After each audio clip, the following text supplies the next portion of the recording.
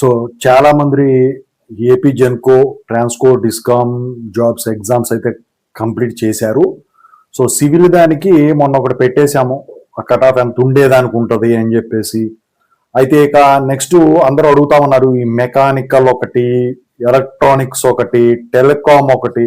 So వీటికి cut off ఎంత ఉండేదానికి ఉంది, ప్లస్ అవుట్ ఆఫ్ క్వశ్చన్స్ పరిస్థితి ఏంటి, వీటి గురించి ఇప్పుడు మాట్లాడదాము. ముందుగా అయితే ఇంతవరకు ఈ ఛానల్ సబ్స్క్రైబ్ చేసుకొని Telugu engineering education Telegram WhatsApp ఛానల్లో జాయిన్ అవ్వండి. ఈ వీడియోకి హైప్ ఇవ్వండి. ఇక టాపిక్ లో వెళితే ఏంటంటే, మెకానికల్ కానివ్వండి, ఎలక్ట్రానిక్స్ కానివ్వండి, టెలికామ్ కానివ్వండి, థియరీ వచ్చినాయి అని చెప్పేసి మనం మాట్లాడుకున్నాం గత వీడియోస్ లో. అయితే ప్రాబ్లమ్స్ వచ్చినా కూడా అది కూడా థియరీ ఫామ్ లోనే వచ్చినాయి, అప్ టు ద ఎక్స్టెంట్ అయితే కాదండి. అయితే ఎలక్ట్రికల్ దాంతో పోల్చినట్టయితే ఇవి కొంచెం బెటర్. ఎందుకంటే ఎలక్ట్రికల్కి వచ్చేసరికి ఎక్కువ స్థాయిలో వచ్చేసరికి అనుకున్న దానికన్నా దారుణంగా ఇదైంది. సో ఇక అది తర్వాత సంగతి. పేపర్ కష్టంగా ఉంటుందా లేకపోతే అప్ టు ద ఎక్స్టెంటా కాదా, నార్మలైజేషన్ ఇస్తే మార్కులు కలుస్తాయా కలవలా, సో ఇలాంటివన్నీ తర్వాత సంగతి. ఇక అది ఏదైనా కానివ్వచ్చు. ఆ నార్మలైజేషన్ నమ్ముకుంటే ఎవడు పడుద్దో ఎవడు పడదో కూడా తెలియదు, అది ఎవరికి వస్తాయో కూడా తెలియదు. అయితే ఇక్కడ మెకానికల్ వాటికి కూడా నార్మలైజేషన్ అనేది ఉంటుంది కష్టాన్ని బట్టి.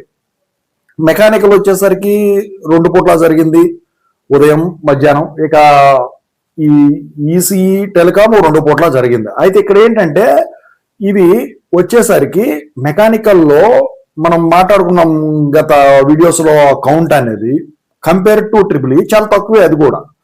ఇక ఈసీ టెలికామ్ ఏదైతే ఉన్నాయో అవి కూడా సేమ్ పొజిషన్, కాకపోతే కంపేర్ టు మెకానికల్ కొంచెం ఎక్కువ. అయితే ఇక్కడ ఏంటంటే క్వశ్చన్ పేపర్ అనేది థియరీ పరంగా వచ్చిన, ప్రాబ్లమ్స్ పరంగా వచ్చిన, థియరీ ప్రాబ్లమ్స్ కలిపి వచ్చినా కూడా మనం కష్టం అని ఎప్పుడు అంటాము, ఇప్పుడు మనం ఏదైనా ఇప్పుడు మ్యాక్సిమం ఆఫ్ మెంబర్స్ 100 మందిలో 90 మందికి అది చేసేటట్టుగా లేదు, ఎక్స్పెక్టెడ్ గా లేదు అంటే టఫ్ గా వచ్చినట్టే లెక్క. అది ఈజీ క్వశ్చన్ అయినా కానీ ఏది కష్టమైంది కాదు. ఎంత పెద్ద క్వశ్చన్ అయినా కూడా with in the seconds minutes లో చేసే ఉంటాయి. సో నాలెడ్జ్ ఉన్న వాళ్ళకి, సబ్జెక్ట్ ఉన్న వాళ్ళకి, లేకపోతే ఆ టాపిక్ మీద చదివిన వాళ్ళకి అది ఈజీ అవుతుంది. అది దాన్ని టచ్ చేయని వాళ్ళకు, అది ఆ ఏరియాకి వెళ్తాడు అనుకోని వాళ్ళకు అది టఫ్ గా ఉంటుంది. ఆ టఫ్నెస్ అనేది ఎట్లా డిసైడ్ చేస్తారంటే, ఇప్పుడు మనకు వచ్చే మార్కులు ఏవైతే ఉంటాయో, ఎక్కువ మందికి ఎన్ని మార్కులు వచ్చినాయో దాన్ని బేస్ చేసుకొని ఆ షిఫ్ట్ వైజ్ గా సో పేపర్ కష్టంగా ఉందా లేదా అని చెప్పేసి డిసైడ్ చేస్తారు. ముందుగా మెకానికల్ దాంట్లో 3 క్వశ్చన్లు ఐఎంఓ నుంచి వచ్చినాయి అని చెప్పేసి చాలా మంది అంటా ఉన్నారు.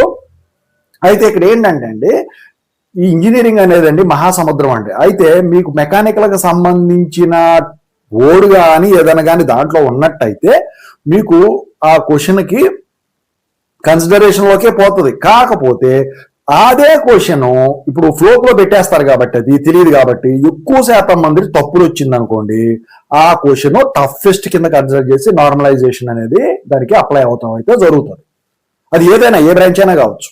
సో ప్రతిదానికి ఇది అప్లికబుల్ అవుతుంది. అయితే ఇక్కడ మరి అవుట్ ఆఫ్ క్వశ్చన్స్ కి మార్కులు ఇస్తారంటే ఖచ్చితంగా ఇవ్వరు. కాకపోతే వీళ్ళు కీ మీద ఏదన్నా అబ్జెక్షన్స్, క్వశ్చన్స్ మీద ఏదన్నా అబ్జెక్షన్స్ ఉన్నట్టయితే గ్రీవియన్స్ రైజ్ చేసుకోవచ్చు. అది అందుట్లో వచ్చిన తర్వాత ఇస్తాడు కదా, సో అది కీ రిలీజ్ చేసిన తర్వాత వారం రోజులు ఏముంటుంది అది టైం పీరియడ్, సో రైజ్ చేసుకోవచ్చు. అది కూడా అందుట్లో ప్రాపర్ రీజన్ రాయాల్సి ఉంటుంది కాబట్టి రాసిన తర్వాత అది యాక్సెప్ట్ అయితే, ఇప్పుడు ఇదే క్వశ్చన్ ఒక్క 10 మందికి మాత్రమే ఆన్సర్ తప్పయ్యి మిగతా 90 మందికి వచ్చేసరికి 100లో కరెక్ట్ అయింది అనుకోండి, అప్పుడు అది టఫెస్ట్ క్వశ్చన్ కింద కన్సిడర్ చేయరండి. అది ఒకటి గుర్తు పెట్టుకోండి మీరు, ఓకేనా. అయితే ఇప్పుడు మెకానికల్ అయినా, ఈసీఏ అయినా, టెలికామ్ అయినా కానివ్వండి, మెకానికల్కి వచ్చేసరికి నాకు తెలిసి అందరూ కూడా కష్టంగానే రాశామని చెప్తున్నారు కాబట్టి 55 కట్ ఆఫ్ ఉండేదానికైతే ఉంటుందండి. 55 కట్ ఆఫ్ ఉంటుంది. ఇక్కడ వీళ్ళకున్న అడ్వాంటేజ్ ఏంటంటే ఆ 30 మార్క్స్ కొంచెం ఈజీగా రావడం అయితే జరిగింది, మిగతా ఇవి కష్టంగా వచ్చినా కూడా. ఇక ఈ ఈసీ కానీ టెలికామ్ కానీ వచ్చేసరికి చూసుకుంటే మార్నింగ్ ఈసీఈ కన్నా మధ్యాహ్నం పూట టెలికామ్ లో ఎక్కువ క్వశ్చన్స్ వచ్చినాయి ప్రాబ్లమ్స్. సో అయితే ఇక్కడ అందరూ సాల్వ్ చేయలేదు అనుకోండి, అందరికీ కలిపి అడ్వాంటేజ్ ఉంటుంది. అందరికి కలిపి అడ్వాంటేజ్ ఉన్నా ఇక్కడ ఈ నార్మలైజేషన్ ప్రక్రియలో మీకు ఎక్కువ మార్కులు వచ్చిన దాన్ని బట్టి అక్కడ మీకు అక్కడ మార్కులు అనేవి ఏదైనా యాడ్ అయ్యేదానికి ఉంటుందండి. అయితే ఈసీ దానికి వచ్చేసరికి ఒక 60 కట్ ఆఫ్, టెలికాం దానికి వచ్చేసరికి మళ్ళీ సేమ్ 55 to 60 కట్ ఆఫ్ వచ్చేదానికి ఉంటుంది. ఎందుకంటే ఎక్కువ మంది టెలికాము ఉండేదానికి లేదు, ఎందుకంటే వేరే బ్రాంచ్ల వాళ్ళకి ఇచ్చినా కూడా అందుట్లో కూడా కొన్ని బ్యాక్లాగ్స్ ఉంటాయి కాబట్టి అవి తీసేయగా ఇది జరుగుతుంది కాబట్టి తక్కువ మంది ఉన్నారు కాబట్టి ఖచ్చితంగా అయితే ఈ కట్ ఆఫ్ అయితే మారదు మ్యాక్సిమం.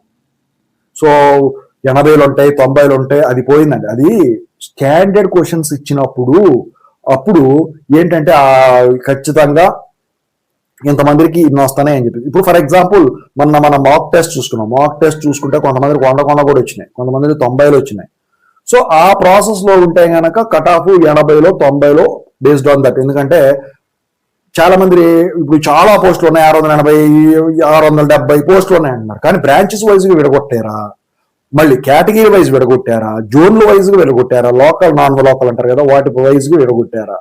సో లోకల్ గా అయితే ఇంత కట్ ఆఫ్, నాన్ లోకల్ గా అయితే ఇంత కట్ ఆఫ్, మళ్ళీ అందుట్లో రిజర్వేషన్ వాళ్ళు, ఈడబ్ల్యూఎస్ వాళ్ళు వీళ్ళందరూ వచ్చి చేరతారు.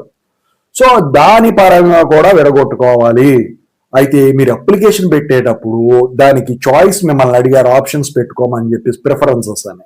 ఆ ప్రిఫరెన్సెస్ అనేది దీన్ని బేస్ చేసుకునే మీరు పెట్టుకోవాల్సి ఉంటుంది. అయితే మరి పెట్టారో ఎలా పెట్టారో నాకైతే తెలియదు, కానీ మీరు మామూలుగా అయితే జనరల్ గా చెప్తున్నా. సో అక్కడ ఉన్న మెయిన్ గా కన్సిడర్ చేసేది మీ జోన్లో మీ కేటగిరీకి ఎన్ని పోస్టులు వస్తాయి, అందుట్లో లోకల్ కింద కౌంట్ చేసుకోవడం 40 50 ఇలా ఉంటాయండి అందుట్లో. అంతేగాని మొత్తం, కానీ ఇక్కడ వచ్చేసరికి వాళ్ళు ఏమంటున్నారంటే 1:1 రేషియో అంటున్నారు. ఆ 1:1 రేషియోలో ఇక ఇవి వచ్చేసరికి స్ప్లిట్ చేస్తారు కాబట్టి మీకు సేఫెస్ట్ ర్యాంక్ అనేది, ఫర్ ఎగ్జాంపుల్ ఇప్పుడు 670 పోస్టులు అంటారు కాబట్టి అందుట్లో మెకానికల్కి ఎన్ని, ఈసీకి ఎన్ని, టెలికాంకి ఎన్ని ఇలా ఉంటాయి కదా. అందుట్లో దాన్ని బట్టి మీరు ఫర్ ఎగ్జాంపుల్ 100 మెకానికల్ ఉన్నాయి అనుకున్నాం, ఆ 100లో మీకు 80-70 ర్యాంక్ వస్తే, అది కూడా ఎటువంటి మీకు తప్పులు తప్పిదాలు జరగకపోతే మీకు సేఫెస్ట్ ర్యాంక్ కింద ఉండటం అయితే జరుగుతుందండి. ఓవరాల్ గా వచ్చేసరికి 670 అయినప్పుడు ఓవరాల్ ర్యాంక్ అనేది 600 లోపు ఉంటే సేఫ్ జాబ్ అవుతుంది, అది సేఫ్ ర్యాంక్ అవుతుంది. అంతేగాని విడగొట్టి చేసేటప్పుడు ఇలా ఇదవుతుందండి. ఓకేనా. సో ఇక్కడ వచ్చేసరికి దేశం మొత్తం మీద కండక్ట్ చేశారు. ఈసారి ఏంటంటే విచిత్రం, దేశం మొత్తం మీద కండక్ట్ చేయడం అయితే జరిగింది. మరి ఎందుకు అలా చేశారో నాకైతే అర్థం కావట్లేదు. కానీ ఎందుకంటే ఇక్కడ ఎగ్జామ్ సెంటర్స్ లేకపోలేదు, చాలా ఎగ్జామ్ సెంటర్లో ఇప్పుడు పెట్టిన ఎగ్జామ్ సెంటర్స్ కన్నా మంచి ఎగ్జామ్ సెంటర్స్ ఉన్నాయి. సో మరి అవి ఎందుకు కన్సిడర్ చేయలేదో నాకైతే అర్థం కాలేదు, కానీ చాలా మందికి అదే డౌట్. సో ఓవరాల్ గా అయితే ఇదండి. సో కీ వచ్చిన తర్వాత మళ్ళీ మాట్లాడుకుందాము, ఇంకా చాలా చాలా చెప్తాను. I wish all the best.